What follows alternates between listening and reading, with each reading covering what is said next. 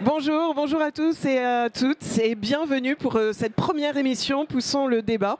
Ravi d'être avec vous et de commencer à parler de tous ces sujets. On va attaquer avec la souveraineté semencière parce que c'est vrai que depuis la crise Covid, on parle beaucoup de souveraineté alimentaire, mais cette fois-ci, on va vous parler de souveraineté semencière. Est-ce qu'il y a des risques pour certaines semences? Quelles sont les conséquences de la guerre en Ukraine sur la France, sur son poids? Est-ce qu'il y a un risque sur notre production, sur les ventes? C'est tout ça qu'on va essayer de voir pendant ce débat de Poussons le débat. Et pour ça, je vais rejoindre tout de suite mes invités et je vais vous les présenter. Alors, bonjour à tous, vous avez chacun un micro. On attaque donc sur la souveraineté semencière. Et pour en parler, Olivier Paul, président de l'Union française des semenciers, UFS, directeur général de l'IDEA, semencier multi-espèces. Bonjour et bienvenue. Nicolas Perrin, directeur des relations et des affaires internationales de SEMAE. Céline Duroc, directrice générale de l'AGPM Maïs Europe, qui défend les producteurs de maïs et le maïs dans toutes ses composantes auprès des instances françaises et européennes. Et Quentin Mathieu, vous êtes économiste, responsable entreprise et consommation au sein du think tank Agridé. Merci à vous tous et à vous toutes d'être là pour parler souveraineté semencière et pour essayer d'avoir un panorama un petit peu de ce que ça représente, de où on en est, de quelles sont nos forces et faiblesses. Je voulais me tourner vers l'économiste Quentin Mathieu pour savoir exactement quels sont les risques actuels, quelles sont nos forces, qu'est-ce qu'on peut dire actuellement en termes de situation sur les semences. Oui, bonjour à tous, merci, ravi d'être présent sur ce plateau. Tout d'abord, il est important de rappeler plusieurs chiffres clés pour placer et positionner la France dans le commerce international de semences. Il faut rappeler que la France, c'est 1,5 million de tonnes de semences qui sont exportées ces dernières années à l'étranger. C'est un chiffre d'affaires de 2,5 milliards d'euros sur l'exportation et un excédent commercial de 1 milliard d'euros, ce qui n'est pas du tout aussi anodin au regard de la balance commerciale agroalimentaire française qui est en phase de dégradation constante sur ces dernières années et qui s'évalue à 5 milliards d'euros.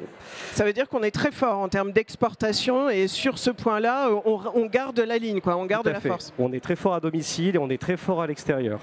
Et c'est d'autant plus important aujourd'hui dans un contexte géopolitique qui est profondément bouleversé par la guerre en Ukraine, surtout dans une zone où l'Ukraine et la Russie représentent un axe, un véritable pivot du commerce semencier. Bien entendu, on pourra le voir aussi avec les autres intervenants, on a de nombreuses entreprises françaises, notamment des coopératives agricoles qui sont installées en Ukraine, qui ont subi de plein fouet les répercussions de la guerre.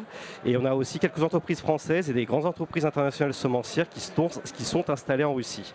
Ça veut dire qu'on a un poids déjà là-bas qui peut compter, dans les relations qu'on a actuellement, on pourra se reposer aussi sur ces entreprises qui sont installées là-bas? Alors c'est tout l'enjeu justement qui est en train de se jouer dans le contexte militaire actuel, c'est que historiquement ces pays-là étaient des clients des entreprises semencières françaises et internationales et elles tendent aujourd'hui, en particulier la Russie, à faire preuve de davantage d'autonomie et à avoir une stratégie pour essayer de couper le cordon, si on peut dire, avec ces entreprises. Et ce qui se joue aussi, c'est que dans l'accord de paix qui est en cours de négociation et des négociations avec les États-Unis et la Russie, c'est de savoir quelles seront les futures influences sur ces territoires. Et on voit bien que là, il y a un véritable enjeu avec les États-Unis qui voudront avoir une forte influence sur les enjeux économiques en Ukraine et notamment semenciers, et la Russie qui va aussi chercher à russifier davantage son appareil de production et au contraire à exclure des entreprises occidentales. Et ça représente un véritable risque du coup sur la production malgré la situation plutôt positive dans laquelle on est? Ça représente un risque à deux titres. D'une part, ça risque de couper des flux d'exportation vers des clients majeurs et d'autre part aussi en matière de potentiel de développement agronomique, puisqu'on est sur des territoires, notamment vis-à-vis du Tchernozem en Ukraine, sur des territoires qui sont propices à l'expérimentation génétique et à trouver et à développer des innovations. Et donc il y a un enjeu derrière aussi de couper aujourd'hui l'élan qui a été donné ces dernières années et à l'activité économique qui s'est développée sur ces territoires pour ces entreprises. Donc c'est un moment charnière un peu, hein. On va y revenir, mais c'est un moment très très charnière. En fonction de ce qui se passe, on va avoir des incidences plutôt soit positives, soit un peu négatives, mais en tout cas on a de quoi faire, quoi. Exactement, et pour donner quelques illustrations, une note de l'IRIS a été publiée sur le sujet, et notamment de la souveraineté semencière au niveau russe. Une partie des semences russes, notamment par exemple sur la betterave sucrière, sur les tournesols, vient exclusivement de l'importation. 90% du sucre produit en Ukraine provient de semences qui viennent majoritairement de l'Union européenne et notamment de la France. Et le 3/4 pour les semences de tournesol. Le tournesol, c'est un exemple atypique puisque la Russie, a développé son appareil de production et se positionne aujourd'hui comme un des exportateurs majeurs de tournesol et d'huile de tournesol avec une production qui a été multipliée par 4. Donc il y a ces flux qui ont été instaurés et qui aujourd'hui sont remis en question, mais on voit que la Russie a de véritables intentions de revoir ces flux, de recomposer derrière son appareil et notamment de se tourner vers la Chine qui aujourd'hui a des velléités à la fois sur le potentiel agronomique russe pour pouvoir se fournir en matières premières agricoles, mais aussi pour pouvoir fournir de la technologie, du matériel génétique pour pouvoir contribuer au développement de cette productivité russe. C'est une espèce de... On redessine un petit peu la géopolitique de la production de semences avec Exactement. Tous ces événements. Les dessous des cartes semencières sont en train de bouger aujourd'hui et de se mouvoir. Intéressant. Olivier Paul, est-ce que vous allez dans ce sens donc, de cartes qui sont redessinées avec le contexte géopolitique et quelles incidences ça a en matière de souveraineté semencière? Parce que c'est vrai que je le disais en introduction, on a peu l'habitude d'aborder ce thème-là. On sait qu'on s'intéresse de plus en plus à la souveraineté alimentaire, mais sur la souveraineté semencière, c'est encore un peu plus approfondi. Oui, alors ce qu'il faut rappeler, c'est que la semence, c'est la première graine de l'agriculture. C'est le début du début. Voilà, donc effectivement, aujourd'hui, la France est un acteur majeur sur le territoire mondial, puisque la production française aujourd'hui est exportée à 50%, et ce qui fait de la France le premier exportateur mondial de semences. Donc face à ces mouvements géopolitiques, effectivement, on voit que certains marchés sont en train de se couper. La Russie, qui est un immense territoire agricole, ferme ses frontières aux semences étrangères. L'Ukraine, qui pendant longtemps était un importateur important, devient de plus en plus autonome en dépit de la guerre. Et on verra après la guerre à quel point tout ça va s'accélérer. Et puis, il y a aussi des marchés qui se ferment aux semences françaises pour des raisons politiques. Aujourd'hui, l'Algérie est fermée aux semences françaises. Et donc, du coup, on voit bien que ce leadership français de la semence, il est menacé parce que les débouchés se réduisent. Et donc, mécaniquement, s'il y a moins de débouchés, c'est un enjeu pour l'agriculture française et les semenciers d'avoir les ressources nécessaires pour continuer à être compétitifs. Et la compétitivité va être un vrai sujet de l'agriculture et de la semence en France, parce qu'on n'a plus les mêmes armes que nos concurrents et nos voisins pour se battre sur un pied égalitaire. Mais on peut vraiment, notre place de premier exportateur de semences peut être remis en question avec tout ce contexte? Je suis un éternel optimiste. La compétitivité, on va la voir parce qu'il y a l'innovation française qui a une vraie valeur et on l'a prouvé dans l'histoire. Mais là aussi, il y a des enjeux auxquels on va devoir faire face. La production va être le plus gros sujet. La production, c'est un acte de l'agriculture. Une agriculture aujourd'hui qui a de plus en plus de contraintes. Contraintes sur l'accès à l'eau, des contraintes administratives avec des molécules qui disparaissent. Donc il y a des productions qui disparaissent de France. Le radis, par exemple, a quasiment complètement disparu. La betterave est en difficulté parce qu'on lui a supprimé des molécules sans lui offrir des solutions alternatives. Donc du coup, c'est des pays étrangers qui produisent à notre place ce qu'on savait très bien faire historiquement. Et la loi qui vient d'être votée, elle peut arranger un peu des choses il y a beaucoup d'initiatives qui sont menées. L'enjeu, c'est d'arriver à aller jusqu'au bout de façon à vraiment remettre l'agriculture française sur un pied égalitaire par rapport à ses voisins et ses concurrents sur les marchés mondiaux. Je voudrais juste, avant de passer la parole à Nicolas Perrin, m'arrêter sur l'Ukraine parce que vous en avez parlé. On ne sait pas exactement. Donc, c'est un pays importateur. Comment on doit la voir, en fait, l'Ukraine? Alors, l'Ukraine, en fait, historiquement, c'était un pays importateur, notamment sur le maïs. L'Ukraine a quelques grandes productions, maïs, tournesol, blé. Sur le maïs, pendant très longtemps, l'Ukraine a été importateur. Et petit à petit, l'agriculture ukrainienne s'est organisée. Et aujourd'hui, depuis 5 ans maintenant, l'Ukraine est devenue exportateur. Voilà. Et un bon exportateur, plutôt un bon numéro. Absolument, un exportateur qui, d'un point de vue économique, avec l'accès à des molécules qui lui sont autorisées, ce qui n'est pas le cas chez nous, lui permet effectivement des avantages concurrentiels certains et le rend excessivement compétitif. Et en plus de ça, il bénéficie de terres exceptionnelles pour son agriculture. Oui, on en parlait, les terres exceptionnelles, Nicolas Perrin, donc de l'Ukraine. Le monde qui change tout autour, comment se positionne SEMAE là-dessus? Il y a aussi des possibilités de coopération peut-être avec des pays, parce que là on parlait évidemment de la Russie, de l'Ukraine, parce que le contexte de guerre nous fait faire un focus là-dessus, mais il y a peut-être d'autres possibilités, d'autres relations aussi à avoir avec d'autres pays. Ça bouge aussi de ce côté-là? Oui, absolument. Alors il faut tout d'abord rappeler que le rôle de SEMAE est, sur les questions internationales, d'accompagner nos entreprises exportatrices, nos filières, dans l'effort de prospection, d'ouverture de marché, mais aussi d'analyse du contexte général. Et c'est aussi d'accompagner nos partenaires dans un certain nombre de pays du monde, et notamment en Afrique, dans le développement de leurs filières semencières et dans le développement de leur capacité de production agricole.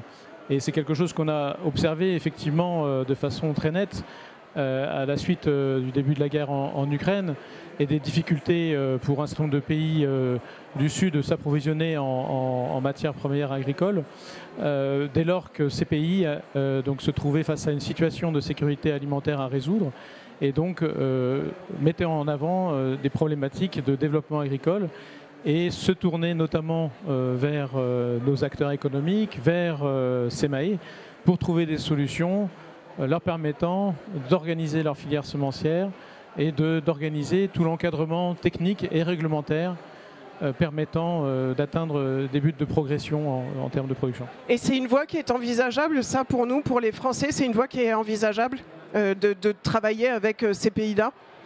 Et est-ce que c'est rentable aussi, puisqu'on parle justement de souveraineté? C'est une mission très importante de contribuer à l'accès aux semences de qualité en France, en Europe et dans le monde.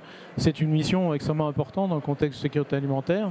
Et l'enjeu, c'est de développer des actions de coopération qui s'inscrivent en cohérence et en synergie avec les efforts que les acteurs privés peuvent être amenés à développer localement pour mener leur stratégie commerciale. Et j'imagine que SEMAE observe avec beaucoup d'attention tout ce qui se passe justement dans le monde entier de ce côté-là pour garder la souveraineté et puis en même temps garder ce positionnement de plus grand exportateur de semences. Oui, effectivement, la réputation d'excellence de la production française et du savoir-faire français explique les sollicitations. Lors d'un salon de l'agriculture comme aujourd'hui, on a des opportunités d'échange et de discussion avec des délégations ministérielles, avec des représentants de pays qui sont justement en train de chercher des solutions. Et donc on a des discussions qui se mettent en place sur effectivement le chemin à suivre. Ça passe souvent par une étape de diagnostic et d'évaluation de la situation localement, tant du point de vue de l'encadrement réglementaire que du point de vue des acteurs et des forces en présence. Et donc à partir de ce diagnostic, SEMAE est en mesure, avec ses experts métiers, de faire des recommandations et d'accompagner dans le cadre de programmes de coopération ces efforts. D'accord. Céline Duroc, on a parlé déjà avec Olivier Paul un petit peu de maïs. On a de la concurrence un petit peu autour de nous qui se muscle, on va dire. Qu'est-ce que vous pouvez en dire? Vous voyez les mêmes risques? Quel état des lieux? Et toujours par rapport à cette souveraineté semencière qu'on doit assurer pour notre pays. Ce qu'a dit Olivier peut s'exprimer pour la totalité finalement de la production de maïs.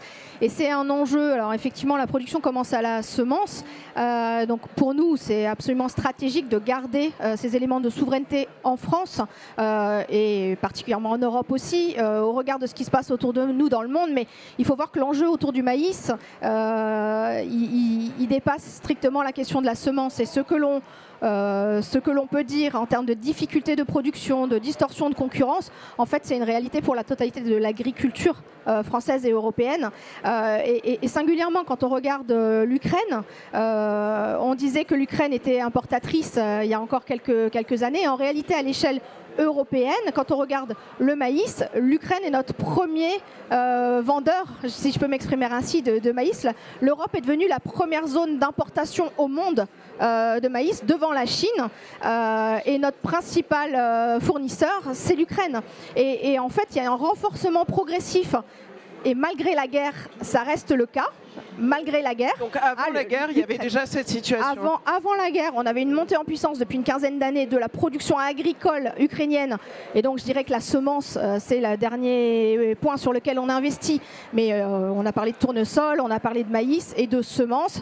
L'Ukraine est montée petit à petit en compétences et en capacité de production, mais avec des conditions de production qui ne sont pas du tout celles que nous on connaît. Donc à la fois, on a parlé des produits phytosanitaires, on parle des sols. Bon, ça, tant mieux pour eux, ils ont des sols très, très favorables. Nous, on a la chance d'avoir beaucoup de pédoclimats différents. Donc, nos agriculteurs sont capables de produire beaucoup dans des conditions diverses.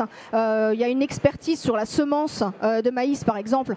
Nos agriculteurs sont capables de multiplier plusieurs centaines de variétés différentes, mais dans des conditions qui sont effectivement pas celles des Ukrainiens. Et juste pour revenir sur l'Ukraine et pour bien comprendre pourquoi il y a eu cette montée en puissance, donc qui est antérieure à la guerre même.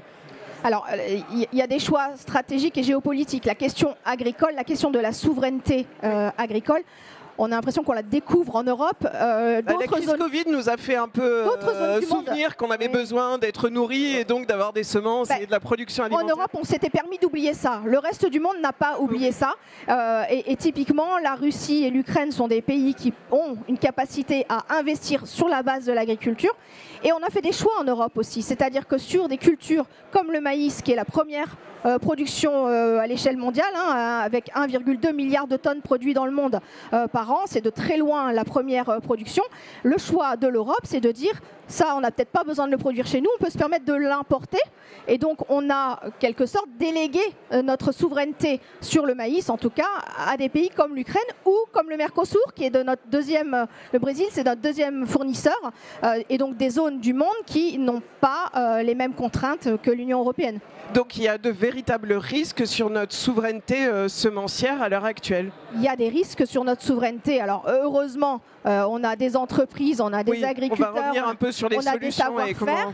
Mais c'est vrai que s'il n'y a pas un sursaut sur une ambition sur la production européenne, on peut s'interroger aujourd'hui, oui. Il faut une volonté politique. Ça part par là. Alors avant de... Oui, allez-y Olivier Paul. Oui, je voudrais juste revenir sur la Russie. Elle l'a très bien compris, cette souveraineté alimentaire sur la semence.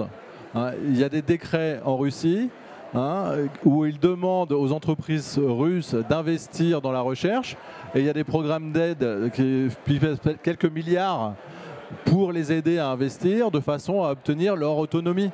Quand la Russie importe 75% de semences de maïs ou de tournesol, elle veut complètement inverser la tendance et c'est écrit par décret en Russie. Donc c'est bien la preuve qu'ils ont compris la valeur de la semence dans la chaîne alimentaire. Une volonté politique qui est inscrite dans le marbre comme ils savent le faire. Je vous propose, avant de continuer nos discussions et pour un petit peu comprendre concrètement sur la production de semences de maïs, on va voir tout de suite une vidéo sur le sujet. Il y a urgence. Depuis que les épis ont quitté leur champ, c'est la course. Un camion les emmène se faire cajoler à Castelnaudary. Ici, ils vont d'abord être pesés, ventilés et identifiés pour garder une parfaite traçabilité. Les bennes arrivent du champ, puis elles sont stockées ici par producteur et par variété. Elles sont identifiées en attente de passer dans la réception 3, la station d'effeuillage. Le marché est aujourd'hui déstabilisé par le conflit entre la Russie et l'Ukraine, deux importateurs historiques de maïs semences français. Pour faire face à une concurrence accrue, les semences doivent être mises sur le marché le plus tôt possible. Le sprint peut démarrer. On les effeuille, On les observe, on les trie, car les semences doivent être parfaitement saines et conformes à la variété produite. Encore un passage au séchoir et le grain pourra enfin quitter son épi. On est à l'étage de l'égreneuse qui est alimenté par un vibrant qui régule l'alimentation. Et ici, donc l'hélice tourne, ça sert à décrocher les grains de la rafle sèche. Se presser est très bien, mais courir ne suffit pas. Il faut surtout arriver au bon moment sur ce marché devenu très concurrentiel où la France reste le premier exportateur mondial. De quoi donner quelques sueurs froides aux responsables de production. Donc on adapte les ressources donc, aux attentes de nos clients et donneurs d'ordre qui ont eux la charge de mettre en marché. Donc les conséquences directes en termes d'adaptation dans nos usines, c'est d'adapter les moyens. Donc souvent donc, on utilise beaucoup de main-d'œuvre saisonnière et nous rentrons dans un pilotage opérationnel beaucoup plus fin que dans le passé. C'est-à-dire qu'on passe en détail aussi bien donc, la productivité de nos chaînes que les coûts de consommation et avec un pilotage beaucoup plus resserré. C'est-à-dire on pilote à la journée, alors qu'avant on pilotait à la semaine. Quelques ultimes attentions et contrôles garantiront une semence certifiée et un taux de germination optimal. Les semences vont maintenant être stockées avant de poursuivre traitements et contrôles. La descendance est assurée. Alors on voit toute cette concurrence et on a fait un peu un panorama des risques. Maintenant, si on pouvait en venir un petit peu aux solutions et voir comment on peut se protéger ou peut-être être plus offensif, puisqu'on a l'impression qu'on se réveille aussi sur la situation. Je commence par vous, Quentin. Qu'est-ce qu'il en est des solutions qu'on peut avoir justement pour affronter cette nouvelle situation géopolitique et pour protéger davantage notre souveraineté semencière ? Il y a plusieurs choses qu'on pourrait dire, mais pour moi, ce qui me paraît le plus important aussi à l'heure actuelle pour les acteurs au niveau français, c'est d'être dans un environnement réglementaire stable, surtout, qui permet d'avoir de la visibilité sur le long terme, de donner de la visibilité pour les investisseurs, pour les agriculteurs, dans leur plan de production, et donc pour permettre de se projeter derrière. C'est déjà un premier facteur de résilience. La capacité de pouvoir se projeter sur le long terme, c'est déjà un premier facteur d'adaptation.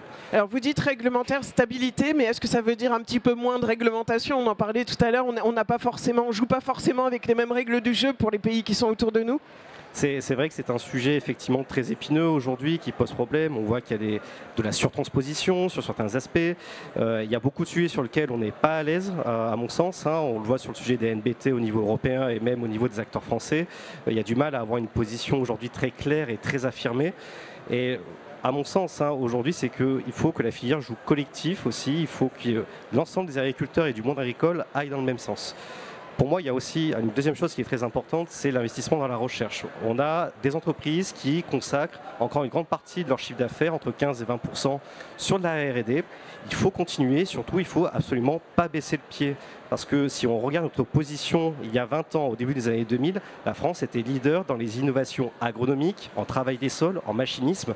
On est encore aujourd'hui dans le top 5, mais on a restreint, on a régressé de la 4e à 5e place dans l'édition de brevets sur ces différents aspects.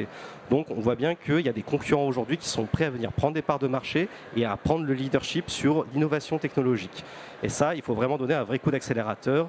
L'État français, notamment via France 2030, a mis des fonds déjà pour tenter de donner un premier kick-off, déjà pour que les entreprises puissent déjà commencer à se projeter.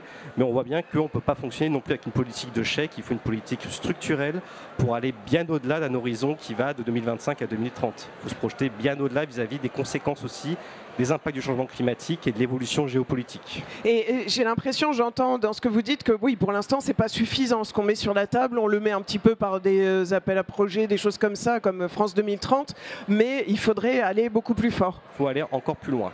C'est déjà bien, mais effectivement, au regard de ce qu'est en train de mettre en place les autres pays, l'exemple de la Russie, on le voit très bien, avec des décrets, avec des ambitions extrêmement fortes, plusieurs milliards d'euros qui sont investis. On voit qu'il faut aujourd'hui ne pas hésiter à mettre des moyens qui sont au moins à la même hauteur. Olivier Paul, oui, c'est vous qui parliez justement de ces milliards d'euros, milliards que met la Russie pour la recherche. C'est vraiment un levier très très important, l'innovation. Est-ce qu'il faut aussi un levier de protection de nos cultures, peut-être? Alors, ce qu'il faut comprendre sur l'innovation, c'est qu'aujourd'hui, si on regarde les semenciers français, il y a 10% du chiffre d'affaires qui est investi dans l'innovation. Et c'est suffisant ou pas? C'est énorme. Si vous prenez les industries pharmaceutiques, elles ne dépensent pas 10%. Donc l'effort de recherche, il est majeur et il faut le continuer, bien évidemment, mais dans un environnement, effectivement, qui est incertain. Et il faut aussi pouvoir accéder aux nouvelles technologies de recherche. On a la chance d'avoir un prix Nobel français qui a trouvé une technique sur le génome pour aller, avec des ciseaux moléculaires, pour aller découper sur le génome là où ça ne va pas. L'Europe n'y a pas accès. La France n'y a pas accès. L'Amérique avance, le reste du monde avance. Il n'y a que l'Europe qui se pose la question, on doit y aller, on ne doit pas y aller. D'ailleurs, ça fera l'objet d'un de nos débats cette semaine sur le salon, des NGT, mais on voit qu'en effet, on est un petit peu prudent et on n'autorise pas pour le moment. Mais en attendant, les autres avancent. Donc, à un moment, on va prendre le train ou pas. Si on le prend, on aura déjà 5 ans ou 10 ans de retard, sachant qu'un programme de recherche sur du maïs ou sur d'autres espèces, c'est entre 7 ans et 12 ans. Donc, on prend un retard immense. On a de l'incertitude sur où aller investir en recherche. Et puis on a la chance en France d'avoir ce qu'on appelle le crédit d'impôt recherche. Mais c'est un outil qui vient aider les sociétés qui investissent dans la recherche. Mais la France n'est pas le seul pays à l'avoir, donc ça existe dans de nombreux pays. Et quand on investit dans la recherche sur 7 à 12 ans et que tous les ans, on entend un budget qui nous dit on continue pas. Comment voulez-vous donner de la sérénité sur investir dans la recherche, dans la semence en France? C'est difficile. Et est-ce que vous avez senti justement qu'il y avait une petite réticence ou en tout cas peut-être des freins dans l'investissement, ce qu'on voit par ailleurs dans d'autres entreprises avec l'instabilité politique actuelle et économique? Mais si je prends les NGT, l'investissement sur ces nouvelles techniques, il est majeur. Y aller aujourd'hui pour une entreprise française, si elle n'a pas des débouchés à l'international sécurisés, ça peut être potentiellement à fond perdu. Donc oui, c'est difficile. C'est difficile. Vous sentez, Nicolas Perrin, donc, cette situation et quand même des voies, des leviers qu'on peut activer ou en tout cas qu'il faut stabiliser, comme la recherche, c'est vraiment important à l'heure actuelle? Oui, je crois effectivement que c'est un sujet vraiment capital.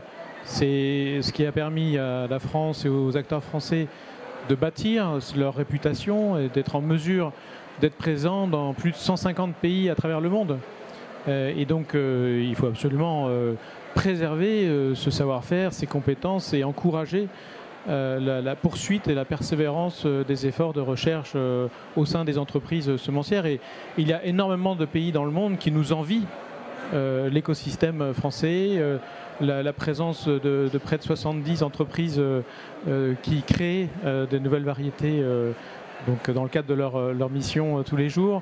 Et c'est vraiment un patrimoine, un atout extrêmement important qu'il convient de préserver non seulement, mais d'encourager, de stimuler à poursuivre.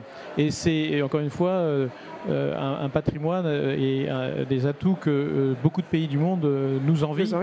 Souvent, vous savez, lorsqu'un pays est à la recherche de solutions pour développer ses filières, il commence en demandant à s'approvisionner en variétés adaptées. Et dans des pays qui sont éloignés, dans des conditions pédoclimatiques très différentes de ce qu'on connaît en Europe, on voit bien l'importance de la marche à franchir pour pouvoir développer des programmes de recherche, développer des programmes de sélection qui permettent de mettre sur le marché des variétés adaptées.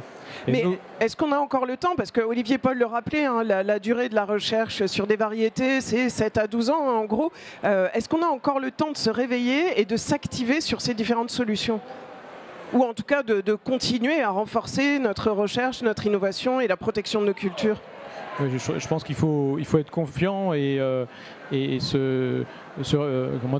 s'assurer voilà, qu'on a cette capacité de recherche qui continue.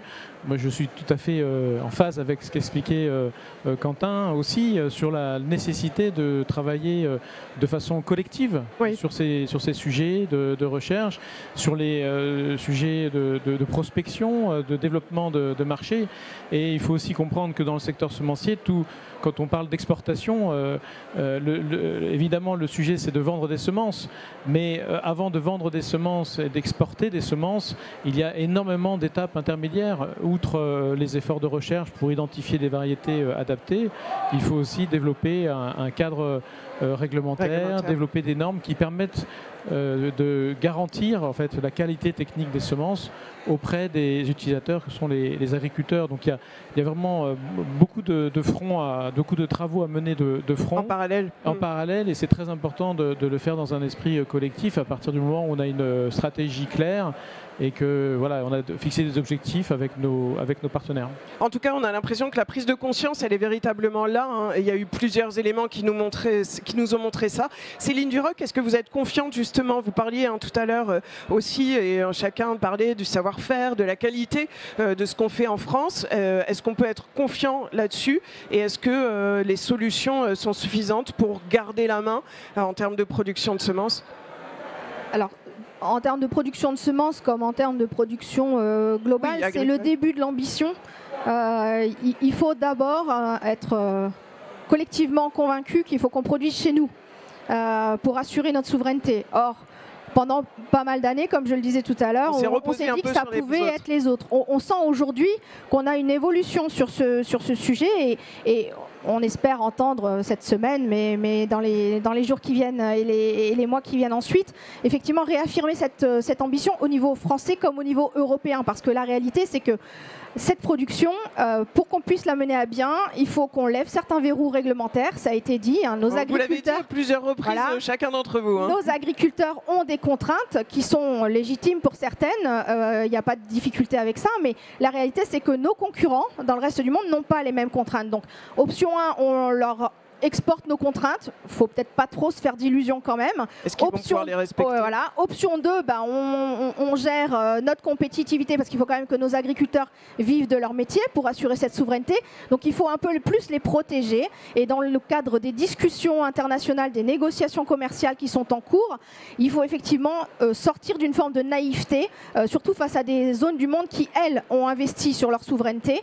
Donc le Mercosur, on n'en a pas beaucoup parlé ici, mais aujourd'hui, la France a une position très claire, unanime, du monde des agriculteurs jusqu'au monde politique pour refuser un accord qui serait complètement déséquilibré pour nos agriculteurs, c'est-à-dire qu'on laisse rentrer des produits qui respectent pas les normes de façon qui nous sont interdites à nous. Donc ça, il faut stopper ça. Donc soit ces produits respectent nos normes, soit ils ne rentrent pas.